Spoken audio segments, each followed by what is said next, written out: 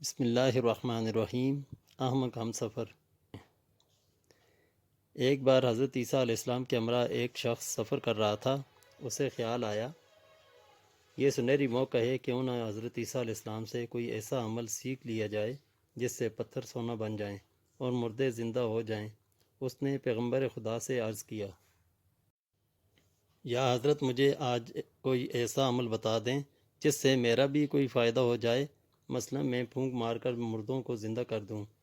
حضرت عیسیٰ علیہ السلام کو بے حد افسوس ہوا کہ یہ شخص جو خود بیمار اور مردے سے بھی بدتر ہے، اسے اپنی فکر نہیں، یہ چاہے تو میری رفاقت سے اپنے دل مردہ کا علاج کر سکتا ہے، مگر یہ تو کچھ اور ہی طلب کر رہا ہے۔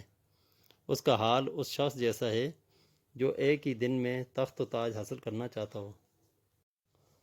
آپ نے فرمایا، چپ رہو، یہ تم جیسے لوگوں کے کام نہیں، اس کے لیے عمریں گزر جاتی ہیں اور پہلے روح کی آلائشوں کو دھونا پڑتا ہے۔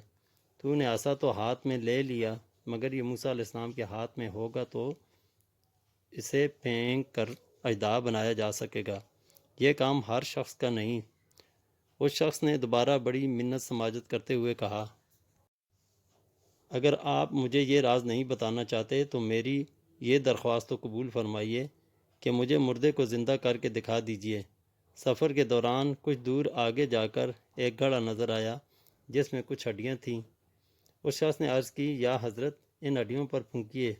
حضرت عیسیٰ علیہ السلام نے اس کے بار بار اصرار پر اللہ کا نام پڑھ کر ان ہڈیوں پر پھونکا تو وہ ایک سیاہ شیر بن کر سامنے آ گیا۔ شیر اسی شخص پر جھپٹا اور اسے مار ڈالا۔ حضرت عیسیٰ علیہ السلام نے شیر سے پوچھا کہ اس نے ایسا کیوں کیا، تو شیر بولا، یہ آپ کو تنگ کر رہا تھا۔ حضرت عیسیٰ علیہ السلام نے پوچھا، تم نے اس کا خون کیوں نہیں پیا؟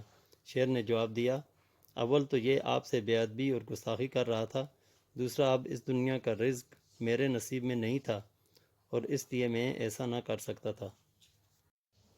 سبق: بیوقوف لوگ اپنی غلط حرکتوں کی وجہ سے پریشانی میں مبتلا ہو جاتے ہیں۔ Thanks for watching.